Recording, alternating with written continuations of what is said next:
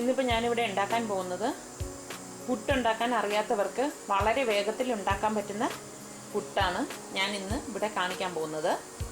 അതിന് വേണ്ടിയിട്ട് ഞാനിവിടെ ഇതിപ്പോൾ 2.5 കപ്പ് ഗോതമ്പ് മാവ് എടുത്തു വെച്ചിട്ടുണ്ട്. ഇതിപ്പോൾ 1 കപ്പ് വെള്ളം എടുത്തു വെച്ചിട്ടുണ്ട്. ഇനി ഇതെങ്ങനെ ഉണ്ടാക്കുന്നതെന്ന് നോക്കാം. പാൻ അടുപ്പത്ത് വെച്ചിട്ട് ഈ 1 കപ്പ് വെള്ളം ഒഴിച്ചു കൊടുക്കാം. ആവശ്യത്തിനുള്ള ഉപ്പിട്ട് കൊടുക്കാം. ഈ വെള്ളം തിളച്ച് ഇങ്ങനെ തുടങ്ങുമ്പോഴേക്ക് അതിലേക്ക് വെട്ടി തിളയ്ക്കണം എന്നില്ല, ഈ മാവ് ഇട്ട് കൊടുത്തിട്ട് ഒന്ന് കിണ്ടാം. നന്നായി മിക്സ് ചെയ്യാം.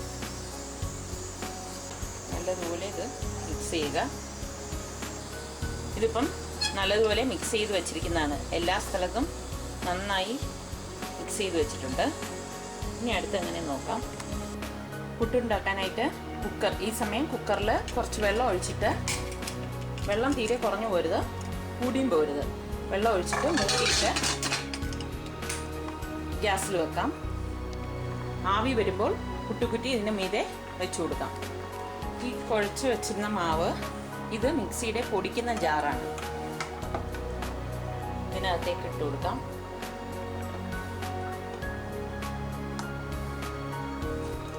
ഇത് മിക്സിയിൽ വെച്ചിട്ട് ഒരുപാട് നേരം അടിയണ്ട, ഒന്ന് അടിച്ചു കൊടുത്താൽ മതി. ഇത്രയും മതി. നല്ല ഫൈൻ പൊടിയായത് കണ്ടോ? ഇതിപ്പോൾ നല്ല ഫൈൻ പൊടിയായിട്ടുണ്ട് കണ്ടോ, വളരെ സോഫ്റ്റ് ആയിട്ടുണ്ട്. ഇനി ഇത് പുട്ടിൻ്റെ ചില്ലിലിട്ടിട്ട് ആവിയേറ്റം വെക്കാം.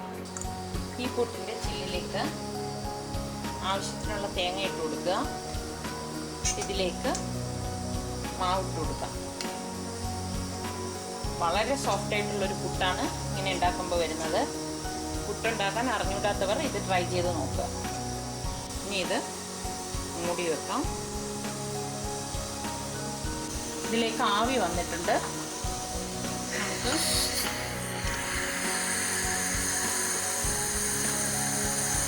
ഇനി ഒരു 3-4 മിനിറ്റ് ആകുമ്പോഴേക്ക് ഇത് മാറ്റാം. പുട്ടിവിടെ ആയിട്ടുണ്ട്.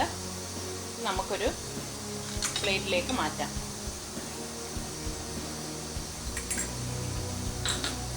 വളരെ പെട്ടെന്ന് തന്നെ ഉണ്ടാക്കാൻ പറ്റുന്ന ഒരു പുട്ടാണ് ഇന്ന് ഞാനിവിടെ കാണിച്ചത്.